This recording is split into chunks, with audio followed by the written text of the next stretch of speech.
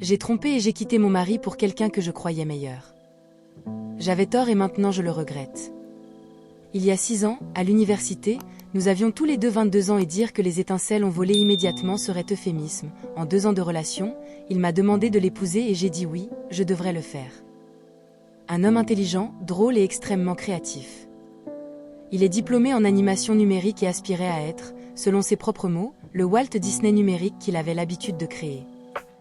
Expliquant les mondes qui ont créé les personnages dans son esprit avec tant de détails que cela vous a laissé impressionné par le fait qu'il avait un objectif singulier et qu'il avait trouvé du travail dans sa profession après que nous avons obtenu notre diplôme, mais entrer dans l'industrie du divertissement, en particulier dans l'animation, a été difficile.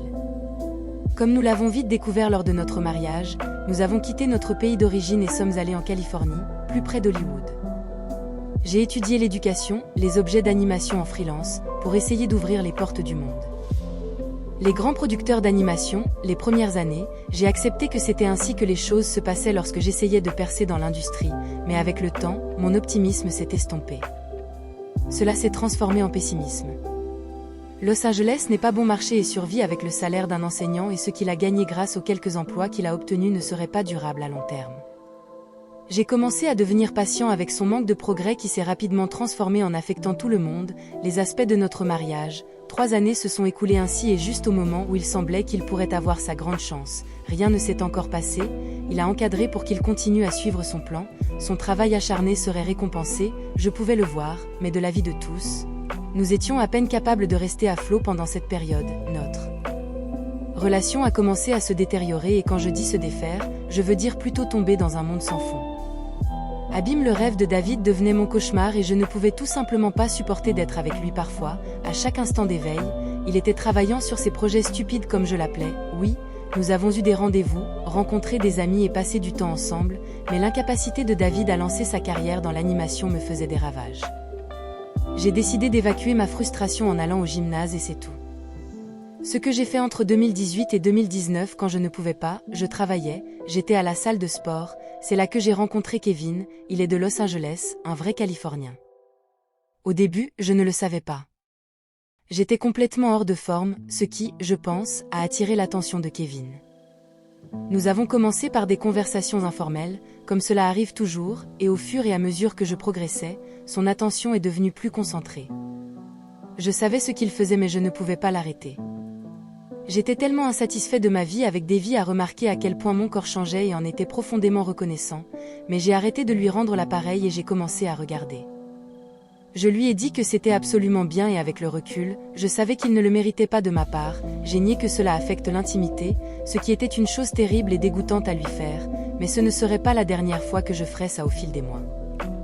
Les choses entre Kevin et moi se sont intensifiées bientôt je le voyais à l'extérieur du gymnase nous avions de vrais rendez-vous j'ai menti à David en disant que je voyais des amis du travail mais en réalité j'étais passé des nuits chez Kevin et oui, ces nuits impliquaient plus que simplement regarder la télévision et échanger des conseils d'entraînement. Il n'était pas au courant de ma tricherie même s'il était bien conscient que j'étais malheureux dans notre relation mais il a fait tout son possible pour me rendre heureux en faisant tout pour arranger les choses et je ne lui ai laissé que de l'indifférence quand je lui ai dit que je voulais divorcer en août 2019 c'était un coup dur dévastateur pour lui, je lui ai dit que je ne pouvais plus attendre que son rêve se réalise, que je voulais fonder une famille et que dans la situation dans laquelle nous nous trouvions financièrement, émotionnellement et mentalement, je ne pourrais jamais lui faire ça. Il m'a supplié et m'a supplié de ne pas le faire. Faire ça en demandant parce que je lui faisais ça. Une partie de moi se sentait désolée parce que je savais que je partais pour Kevin mais je croyais dans mon cœur que c'était ce que je voulais faire. J'en avais encore besoin nous avions la vingtaine, il pouvait s'en remettre, nous n'étions tout simplement pas censés être ensemble. Ce sont les excuses qu'on m'a données pendant que nous vivions ensemble. J'ai décidé de ne pas la détruire lors du divorce en ne demandant que la moitié de ce que je voulais. J'avais amené au mariage, nous vivions dans un appartement d'une chambre sans avoir d'actifs importants à notre actif, donc il n'y avait vraiment pas grand-chose à obtenir en premier lieu.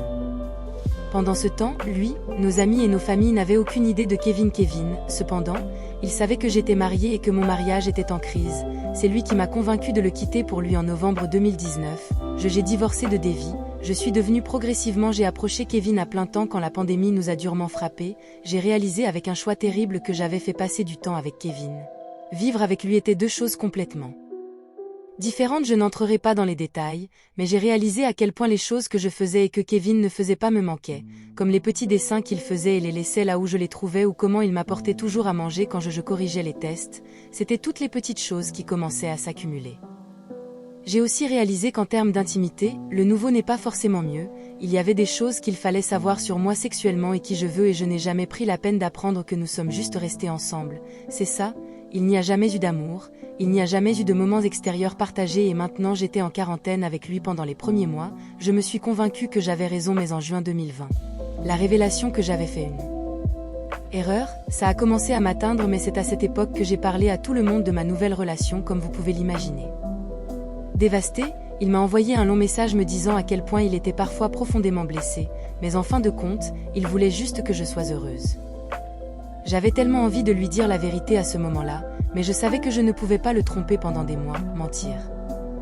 Avec lui et je l'ai laissé passer par un autre homme, je ne pouvais essentiellement pas me forcer à lui faire ça, mais cela a déchiré mon âme quand j'ai vu ces paroles, sachant maintenant que mon propre égoïsme a tout coûté à cette belle âme parce que je ne pouvais pas rester assis et attendre que son plan se concrétise.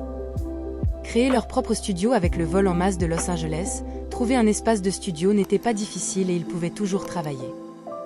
Dans À la maison s'ils le voulaient, j'ai aussi découvert par l'intermédiaire d'un ami commun dans leur région qu'ils avaient sorti leur premier projet qui était viral sur Internet. Découvrir cela m'a fait me sentir comme un idiot complet ici, je croyais que le quitter parce qu'elle me libérait alors qu'en fait c'était le contraire.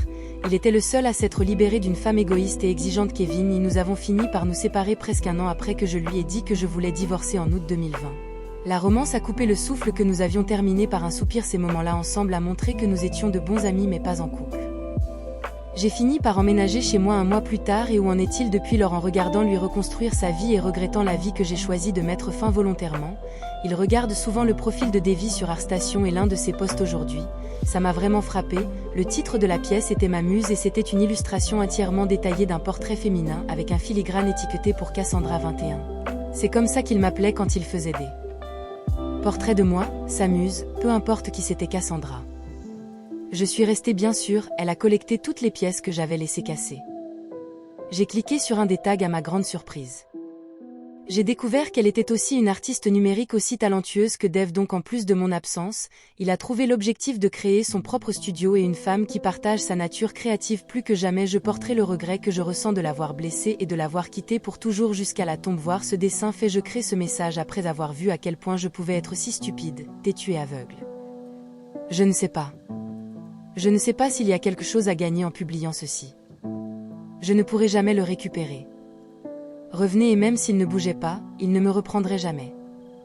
S'il découvrait la vérité, je ressens tellement de douleur et de désir que j'ai choisi de le quitter pour ce que je pensais être une meilleure option alors qu'en réalité il n'y avait pas de comparaison. Après coup, mes propres besoins égoïstes m'ont coûté l'amour de ma vie. Je suis ici pour réfléchir et en tirer des leçons et je le ferai. Je suis bien conscient qu'en cliquant sur le message, je m'expose à des critiques. Grave n'est pas pire que ce que je vis déjà chaque jour. Je suis en thérapie depuis quelques mois pour essayer de gérer mes sentiments en général mais celui-ci me frappe comme une belle sœur à la poitrine. Il était mon ami, mon héros et mon premier véritable amour, mais laissé mes propres insécurités quant à ce que je pensais que le mariage devrait être m'a éloigné de lui et dans le lit d'un autre homme qui s'est avéré être beaucoup à mon goût. De l'homme qu'elle a eu maintenant, nous savons que je ne retrouverai plus jamais un amour comme celui-là. La loyauté d'une femme est mise à l'épreuve lorsque son homme n'a rien. La loyauté d'un homme est mise à l'épreuve lorsqu'il a tout. Une observation que je peux faire est que les intérêts romantiques de cette femme sont à 100% alignés sur la réussite personnelle de la personne. Si elle avait beaucoup de succès, elle ne l'aurait jamais quitté, elle ne l'a jamais vraiment aimé et elle regrette juste tout car maintenant il a du succès. Si vous avez aimé cette vidéo, montrez votre soutien à la chaîne en laissant un like et un commentaire. Merci d'avoir regardé jusqu'ici.